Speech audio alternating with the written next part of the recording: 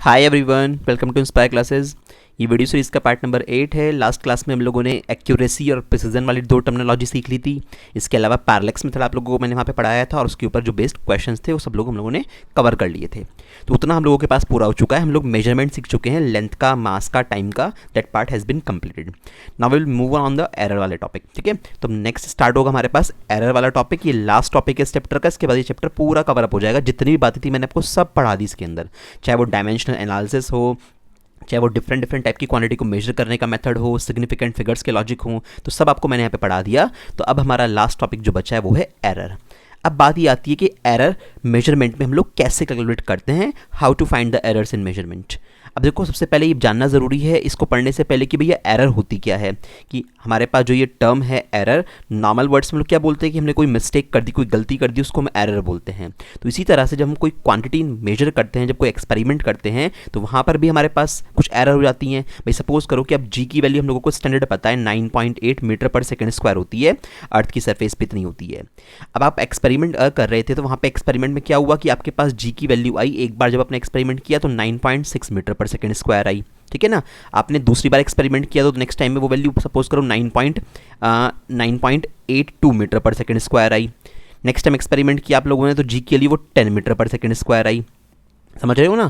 तो देखो, अब आपके पास जो 3 रीडिंग्स आई हैं डिफरेंट, इन तीनों रीडिंग में कुछ ना कुछ गड़बड़ है।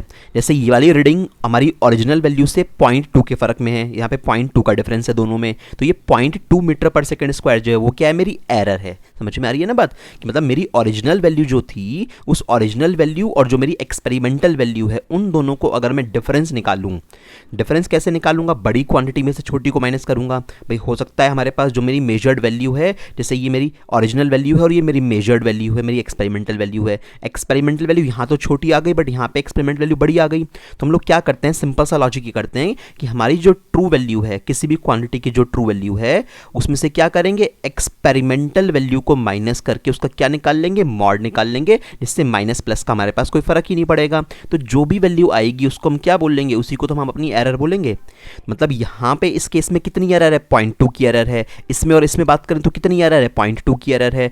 इसमें और इसमें बात करें तो कितनी एरर है, 0.02 की एरर है। इसका मतलब ये वाली रीडिंग इन तीनों में से सबसे ज़्यादा क्या हुई, हमारे पास एक्यूरेट हुई। एक्यूरेसी और प्रिसिजन समझाया था ना, कि हमारे पास जो हमारी एक्सपेरिमेंटल वैल्यू होती है वो ट्रू वैल्यू के कितना क्लोज होती है, उसको एक्यूरेट वैल्यू बोलते हैं। तो एरर का मतलब हमारी किसी भी पर्टिकुलर फिजिकल क्वांटिटी की जो एग्जैक्ट वैल्यू होती है और वो वैल्यू जो एक्सपेरिमेंट करने पे आती है, दोनों का जो डिफरेंस होता है उसको हम लोग एरर बोलते हैं। ठीक है, चलो एरर की डेफिनेशन बेसिकली लिखी हुई है, उसको एक बार पढ़ लेना।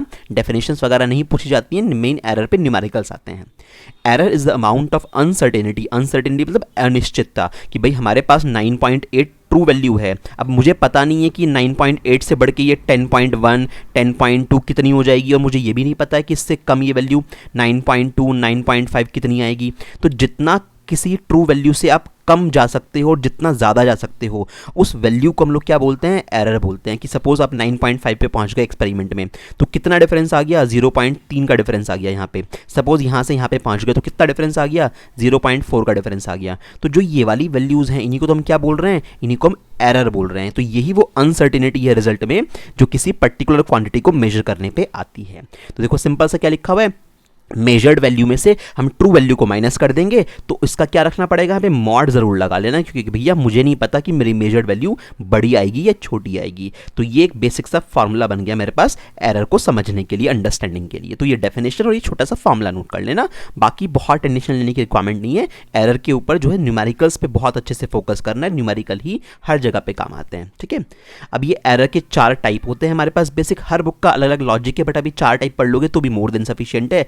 इंस्ट्रूमेंटल एरर होती है, सिस्टमैटिक एरर होती है, रैंडम एरर। मतलब रैंडम एरर कुछ इस तरह से मान लो कि सपोज एक्सपेरिमेंट कर रहे थे, उस एक्सपेरिमेंट में मुझे ये ध्यान रखना था कि सिस्टम का टेम्परेचर चेंज ना हो जाए, और किसी वजह से सिस्टम का टेम्परेचर चेंज हो गया। जैसे ओम्स लॉ को वेरीफाई करते हैं ना, टेम्परेचर चेंज नहीं होना चाहिए, तो उस तरह से वहाँ पे सिस्टम का टेम्परेचर चेंज नहीं होना चाहिए था, बट किसी वजह से चेंज हो गया, तो वहाँ पे एरर आनी शुरू हो जाएंगी, तो वो रैंडम एरर कहलाती हैं।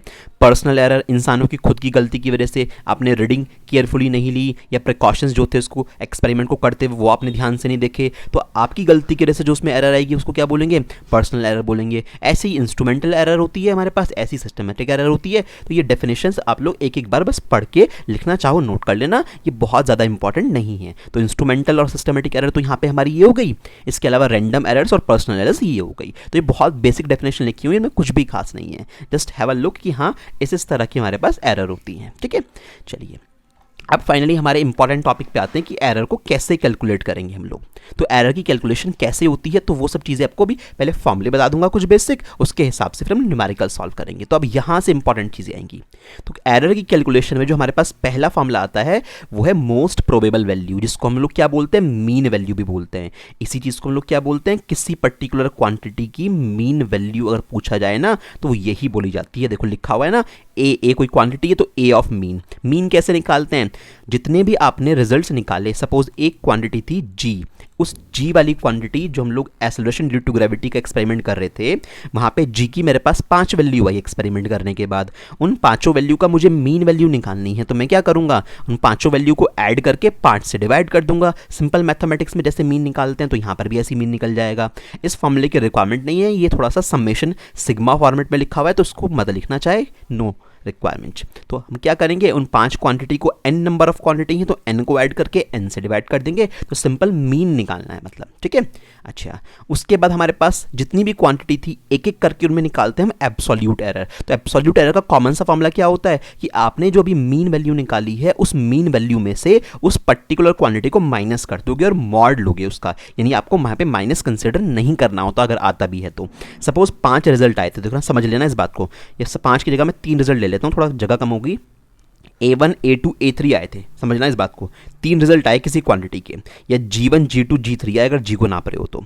आपने क्या निकालना था, ए मीन निकालना था। तो ए मीन निकालने के लिए आप लोग क्या करोगे, ए मीन निकालने के लिए G1 plus G2 plus G3 करके 3 से डिवाइड कर दोगे तो आपका ए मीन निकल जाएगा। अब बात आती है एब्सोल्यूट एरर कैसे निकालेंगे। तो एब्सोल्यूट एरर ना हर एक रीडिंग में निकालनी पड़ती है। तो मुझे 3 अगर रीडिंग है तो 3 बार एब्सोल्यूट एरर निकालनी पड़ेगी, 5 रीडिंग है तो 5 बार एब्सोल्यूट एरर निकालनी पड़ेगी। तो कैसे निकालूंगा, ऐसे लिखना पड़ेगा, delta of G1 is equals to mod of G mean, ठीक है, माइनस G1, है ना। ऐसे ही delta G2 is equals to G mean, mean value में से उस पर्टिकुलर क्वांटिटी को माइनस करना है मॉड लगा के, कुछ नहीं करना, जी मीन माइनस G3। समझ में आ रही है ना बात। तो हम लोग क्या कर रहे हैं, हम हर एक इंडिविजुअल रीडिंग में ये डेल्टा लगाने का मतलब क्या है, हर एक इंडिविजुअल रीडिंग में एब्सोल्यूट एरर निकाल रहे हैं। और वो कैसे निकाली जाती है कि जो आपने अभी मीन वैल्यू निकाली है उस मीन वैल्यू में से अगर फर्स्ट में एब्सोल्यूट एरर निकाल रहे हो तो फर्स्ट को माइनस कर दो, सेकंड में निकाल रहे हो सेकंड को माइनस कर दो, थर्ड में निकाल रहे हो थर्ड को माइनस कर दो, और इनका मॉड लेके रखना है, यानी नेगेटिव साइन आएगा तो उसको स्किप कर देना है। तो इस तरह से मेरे पास एब्सोल्यूट एरर आ जाएंगी अलग अलग। ठीक है, एब्सोल्यूट एरर आ जाने के बाद इसमें एक क्वांटिटी और निकल जाती है। ये चीज़ थोड़ा ध्यान रखना, नोट तो आपको सिर्फ फॉर्मूले ही करने हैं और कुछ ही फालतू नोट नहीं करना, बस समझ लेना। अब इसमें एक और फॉर्मूला है, उस फॉर्मूले को आप नोट करोगे।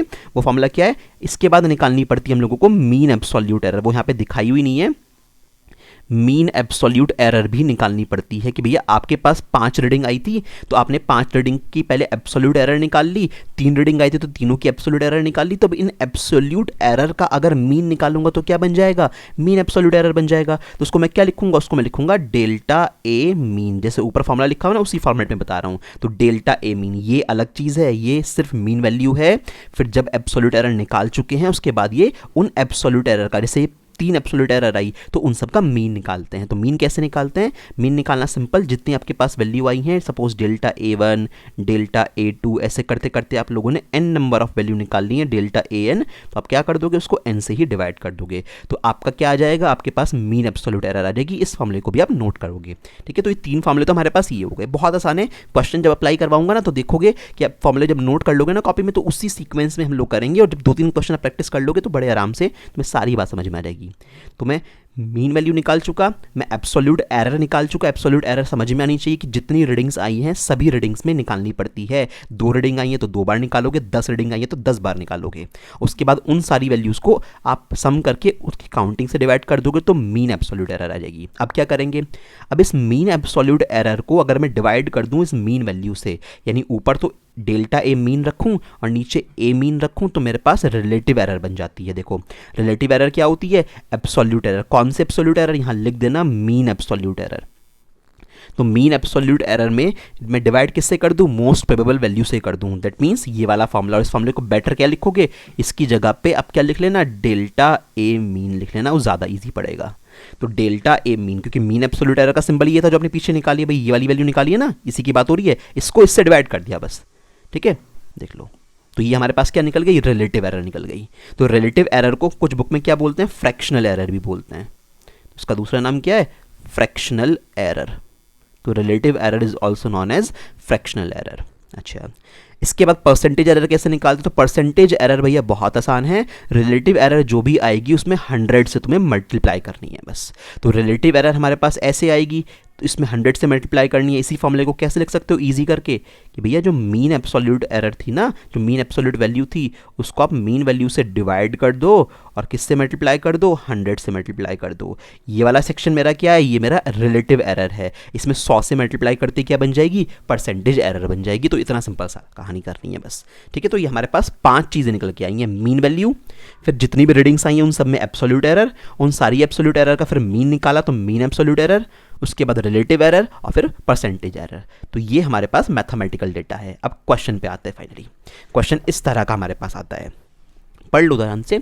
The length of the plate measured using vernier callipers. किसी प्लेट की लेंथ को वर्नियर कैलिपर से मेजर करा। वर्नियर कैलिपर की लीस्ट काउंट लिखी हुई है, ये सेंटीमीटर में लिखी हुई है, आप एमएम में कन्वर्ट कर लेना, वही आएगी जो आपको पढ़ाई थी। द मेजरमेंट्स मेड वर, अब जो मेजरमेंट बने वहाँ पे कितने कितने बने, एक बार तो 3.1 बनाया, एक बार 3.13, 3.14 और नेक्स्ट टाइम 3.14। 4 रीडिंग यहाँ पे मेजर की गई हैं, आपको ये चारों वैल्यूज ने दे दी। तुमसे क्या पूछ रहा है, मीन लेंथ निकालो। मीन लेंथ निकालने का मतलब क्या है, मीन लेंथ निकालने का मतलब आपको एल मीन पूछा है ना, लेंथ की मीन वैल्यू निकालनी है। मीन एब्सोल्यूट एरर निकाल लो। मीन एब्सोल्यूट एरर का मतलब क्या क्या पूछा है, डेल्टा एल मीन पूछा है। एब्सोल्यूट एरर का मीन निकाला था ना हम लोगों ने, याद करो।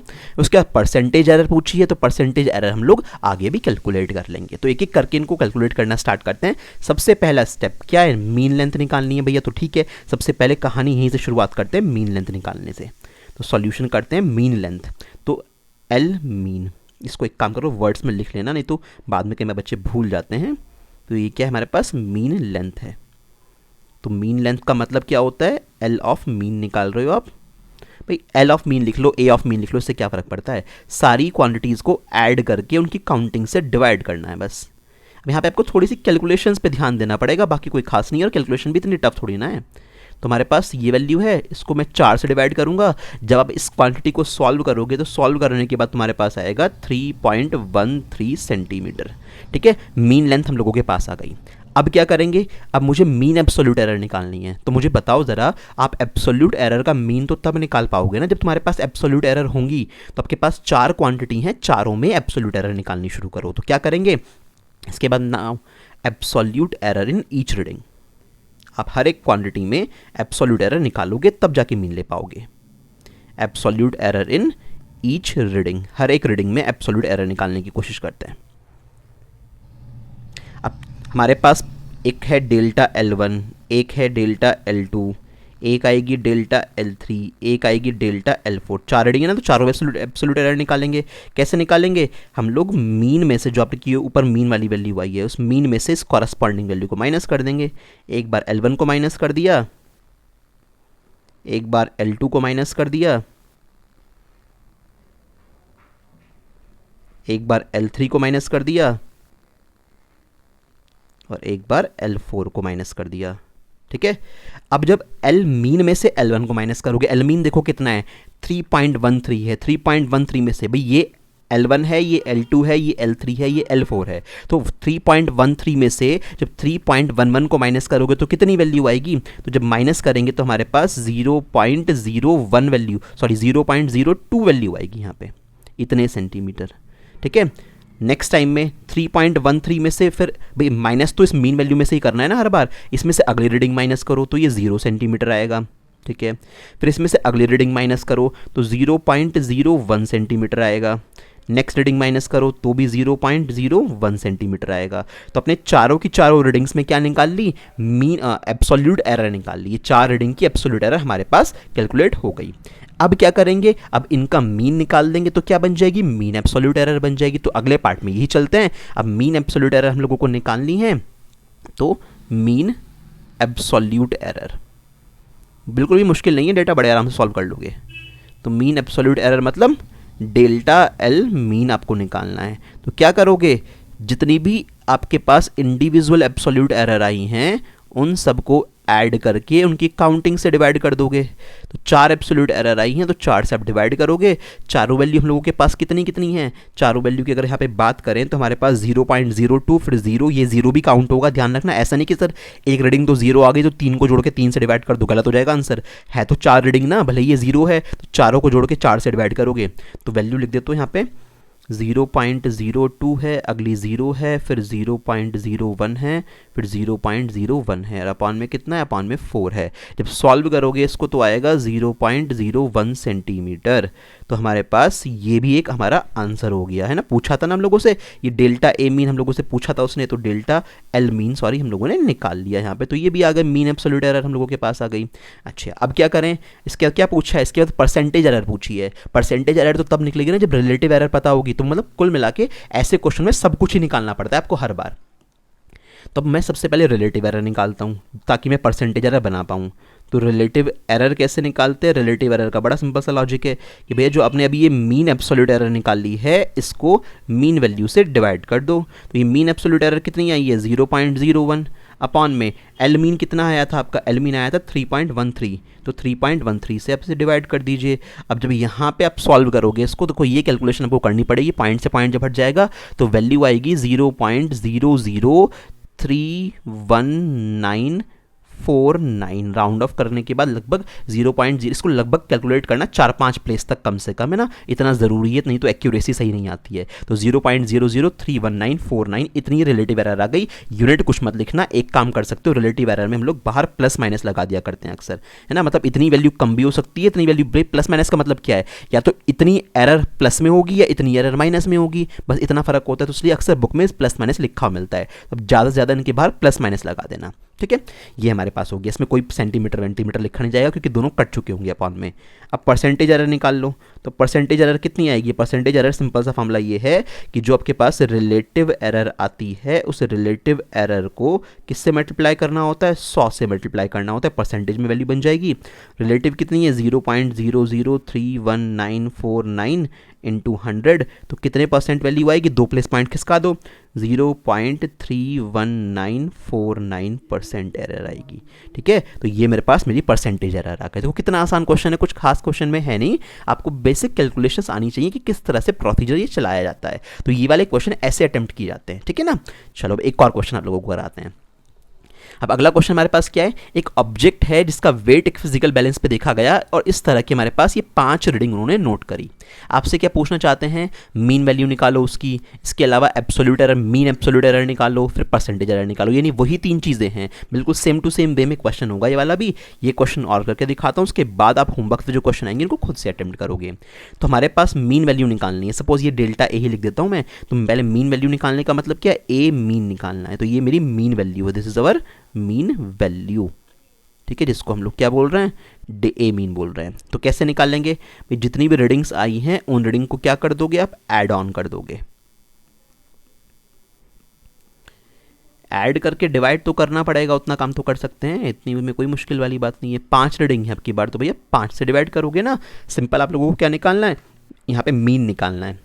तो जब इसको सॉल्व करोगे, सॉल्व करने के बाद तुम्हारे पास वैल्यू आएगी 5.00 ग्राम, ठीक है, एग्जैक्ट 5.00 आ जाएगा। तो ये आपके पास आपकी मीन वैल्यू हो गई, ये पहला आपका आंसर हो गया, ठीक है, कोई समस्या नहीं है। इसके बाद क्या करेंगे, अब नेक्स्ट में हमारे पास है मीन एब्सोल्यूट एरर। तो भैया मीन एब्सोल्यूट एरर तो तब निकाल पाओगे ना जब एब्सोल्यूट एरर पता होंगी। तो 5 रीडिंग है, 5 एब्सोल्यूट एरर आप लोगों को यहाँ पे निकालनी पड़ेंगी। तो क्या लिखेंगे, absolute error in each reading, absolute error in each reading, हर एक रीडिंग में कितनी एब्सोल्यूट एरर है उसको कैलकुलेट करके देखते हैं। तो हमारे पास अलग अलग वैल्यू हैं, तो A1 डेल्टा करके लिखोगे, हमेशा डेल्टा करके लिखते हैं, डेल्टा A1 डेल्टा A2, ठीक है, वो यहाँ तक हमारी आ जाएंगी। उसके बाद delta A3 delta A4, A5 हम आगे निकाल लेंगे। तो डेल्टा A1 कैसे निकालोगे, ए मीन में से माइनस करेंगे किसको, A1 को, है ना। ये कैसे निकालोगे, सॉरी, ये यहाँ पे ए मीन में से माइनस करोगे किसको, A2 को। यहाँ पे कैसे निकालोगे, मीन वैल्यू में से माइनस करोगे किसको, A3 को। ये कैसे निकालोगे, मीन वैल्यू में से माइनस करोगे किसको, A4 को, ठीक है। अब ए मीन में से A1 को माइनस करो, तो ये मीन वैल्यू है, इसमें से पहले वाली वैल्यू को माइनस करो। जब इसको माइनस करोगे तो तुम्हारे पास वैल्यू निकल के क्या आएगी, 0.04। मैं इसको ऐसे लिख देता हूँ, 0.04 ग्राम, ठीक है, ये वैल्यू आएगी। दूसरे वाले केस में जब इसमें से इसको भाई इसमें से करके एक बार इसको ऐसे सबको माइनस करना है, क्योंकि ये A1 A2 A3 A4 A5 है, तो एक एक करके सबको माइनस करते जाओ, वैल्यू लिखते जाओ, 0.06 आएगा। नेक्स्ट वाले केस में जब माइनस करोगे तो 0.03 आएगा। नेक्स्ट वाले केस में 0 ग्राम आ जाएगा, क्योंकि 5 वैल्यू सेम है। और उससे नेक्स्ट वाला जब डेल्टा A5 निकालोगे तो डेल्टा A5 ऊपर लिख देता हूँ, आप उसके नीचे लिख लेना। तो डेल्टा A5 में भी ऐसे फॉर्मूला लगेगा, delta A mean minus A4। तो ये वैल्यू कितनी आएगी सॉल्व करने के बाद, भाई 4.93 है ना, तो 0.07 ग्राम आएगा। तो हमारे पास इंडिविजुअल 5 की 5 रीडिंग में एब्सोल्यूट एरर आ चुकी। मुझसे तो मीन एब्सोल्यूट एरर पूछी थी, तो मैं पांचों को ऐड करके 5 से डिवाइड कर दूंगा, तो मेरे पास क्या आ जाएगी, देयरफॉर मीन एब्सोल्यूट एरर आ जाएगी, कोई दिक्कत नहीं है। तो मीन एब्सोल्यूट एरर, इन सारी एरर का ये पूरा एक्सपेरिमेंटल प्रोसीजर होता है, एक्सपेरिमेंट करते हुए इसी तरह से कैलकुलेशन परफॉर्म की जाती है सारी की सारी, ठीक है ना। तो कौन कौन सी वैल्यू आएंगी, एक तो 0.04 मेरे पास था, 0.06 मेरे पास था, 0.03 मेरे पास था, और एक बार देख लेते हैं कौन कौन सी वैल्यू थी, और 0 और 0.007, ठीक है, फिर था 0 और था 0.07 और डिवाइड बाय 5। जब इसको सॉल्व करोगे आप इस कहानी को पूरे को, तब उस सिचुएशन में आपका आंसर जो आएगा वो लगभग आएगा 4, 6, 9, 10, 0.04 ग्राम। तो 0.04 ग्राम हमारे पास हमारी क्या आ गई, हमारे पास ये हमारी मीन एब्सोल्यूट एरर आ गई, डेल्टा ए मीन आ गया, ये हमसे पूछा गया था, तो ये हमारा एक आंसर हो गया, ठीक है। अब क्या करेंगे, अब हमें परसेंटेज एरर निकालनी है। लास्ट में परसेंटेज एरर निकालने के लिए क्या निकालना पड़ेगा, इसके लिए तो रिलेटिव एरर निकालनी पड़ेगी। तो सबसे पहले क्या करूंगा अब मुझे रिलेटिव एरर निकालनी पड़ेगी पहले। तो मैं रिलेटिव एरर निकालता हूँ। रिलेटिव एरर तो निकालना बड़ा आसान होता है कि भैया डेल्टा ए मीन, जो ये मीन एब्सोल्यूट एरर आई है, इसको मीन वैल्यू से डिवाइड कर दो। मीन एब्सोल्यूट एरर कितनी है, 0.04 ग्राम है, और अपॉन में ए मीन कितना आया था, ए मीन 5 ग्राम आया था आपके पास, तो हमारे पास ए मीन कितना है, 5.00 ग्राम है। जब सॉल्व करेंगे तो उसके आगे मैंने क्या कहा था, प्लस माइनस लगा लेना है ना, यहाँ पे प्लस माइनस एम्प्लॉय कर लेना, जस्ट अ मिनट, यहाँ पे प्लस माइनस लगा लेना इस जगह पे। तो प्लस माइनस लगाओगे, जब सॉल्व करोगे तो वैल्यू तुम्हारे पास यहाँ पे आएगी 0.008, ठीक है, कोई ग्राम वगैरह तो यहाँ पे लगाते नहीं हम लोग, तो 0.008 हमारे पास ये वैल्यू आ जाएगी। तो ये प्लस माइनस है, ठीक है, थोड़ा सा ध्यान से बनाना। तो रिलेटिव एरर आने के बाद just therefore finally percentage error, percentage error में तो कोई दिक्कत ही नहीं है। तो परसेंटेज एरर कैसे निकालेंगे, भैया रिलेटिव एरर जो आई है, रिलेटिव एरर में किससे मल्टीप्लाई कर दोगे, 100 से। तो 0.00 मतलब प्लस माइनस यहाँ भी लगे रहने देना, 0.008 मल्टीप्लाई बाय 100, तो कितना आया हमारे पास परसेंटेज एरर, 2 प्लेस बाद पॉइंट खिसक जाएगा, तो 0.8% हमारे पास परसेंटेज एरर आ जाएगी प्लस माइनस में, ठीक है ना। तो इस तरह से क्वेश्चन करते हैं। हमारे पास जो यहाँ पे हम लोगों ने करा था, तो यहाँ पर भी आप प्लस माइनस लगा लेना, ठीक है, प्लस माइनस। प्लस माइनस का मतलब इतनी वैल्यू या तो ज़्यादा होगी, इतने परसेंट, या फिर इतने परसेंट कम होगी। एक क्वांटिटी मेजर करी, कोई एक्स नाम की क्वांटिटी, तो उसमें प्लस 8% का फर्क पड़ सकता है, या फिर या तो प्लस 0.8% वैल्यू ज़्यादा हो सकती है, या फिर क्या हो सकती है, 0.8% वैल्यू कम हो सकती है, बस इतना फर्क होता है और कोई खास दिक्कत नहीं है यहाँ पे। तो इस तरह से हम लोग टोटल अपना पूरा क्वेश्चन सॉल्व करते हैं। आप लोगों ने देख लिया पूरा प्रोसीजर कि ऐसे वाले क्वेश्चन आएंगे तो उनको इस प्रोसीजर से सॉल्व किया जाता है। अब आप पहले तो इनको आराम से नोट करोगे, उसके बाद जो ये 2 क्वेश्चन आपके होमवर्क के हैं, एक तो ये वाला क्वेश्चन एनसीईआरटी से सिंपल पेंडुलम का, यहाँ पे 1 2 3 4 5 रीडिंग दे रखी है, भाई पूछा है एब्सोल्यूट एरर, तो यहाँ पे हर एक रीडिंग में एब्सोल्यूट एरर निकालनी है, जैसे हम निकालते आए हैं। भाई करना तो वही पूरा क्वेश्चन पड़ेगा आपको, रिलेटिव एरर, परसेंटेज एरर, सब वही पूछा है। अगला क्वेश्चन क्या है, रिफ्रैक्टिव इंडेक्स का है, ये भी एनसीईआरटी से दे रखा है आई थिंक शायद। तो यहाँ पे खैर जो भी आपको करना है, 1 2 3 4 5 6 7 8, तो यहाँ पे 8 वैल्यू हैं, तो कोई दिक्कत नहीं है, 8 वैल्यू को ऐड करके 8 से डिवाइड कर दोगे तो मीन वैल्यू आ जाएगी। एब्सोल्यूट एरर निकालोगे तो भैया पहले आपको 8 की 8 वैल्यू की एब्सोल्यूट एरर निकालनी पड़ेगी, उसके बाद उनका ऐड करके मीन निकालेंगे तो मीन एब्सोल्यूट एरर आ जाएगी, और उस मीन एब्सोल्यूट एरर को हम लोग इस मीन वैल्यू से डिवाइड कर देंगे तो रिलेटिव एरर आ जाएगी, और रिलेटिव एरर को 100 से मल्टीप्लाई कर देंगे तो परसेंटेज एरर आ जाएगी। देखो आंसर में है ना प्लस माइनस लिखा हुआ है लास्ट वालों में, तो ये दो क्वेश्चन आपको दिए हैं, एक तो ये वाला सिंपल पेंडुलम वाला और एक क्वेश्चन ये वाला, आपको ये होमवर्क से निकालने हैं। इसके तो आंसर तुम्हें एनसीईआरटी वाले से मिल जाएगा, भाई आंसर चेक करने मैंने यहाँ लिखे नहीं है, तो इसके आंसर तो एनसीईआरटी से देख लेना, और इस सारे क्वेश्चन के आंसर मैंने यहाँ पे सारे लिखे हुए हैं, तो लगभग इनके आसपास की आपके पास वैल्यू आनी चाहिए। तो आज से एरर का आपके पास बेसिक जो फंडा था, टाइप्स ऑफ एरर और जो ये एब्सोल्यूट रिलेटिव परसेंटेज एरर होती हैं, ये सारा फंडा मैंने आपका क्लियर करा दिया आज। इसके बाद एरर हम लोग देखेंगे अलग अलग तरह की कैलकुलेशन में, कि जब फॉर्मूले एडिशन में होते हैं, सब्ट्रैक्शन में होते हैं, मल्टीप्लिकेशन में होते हैं, डिवीजन में, या फिर किसी पावर में फॉर्मूला होता है तो उसको कैसे कैलकुलेट करते हैं, तो वो बात आगे की आगे कवर करेंगे, ठीक है ना। चलो।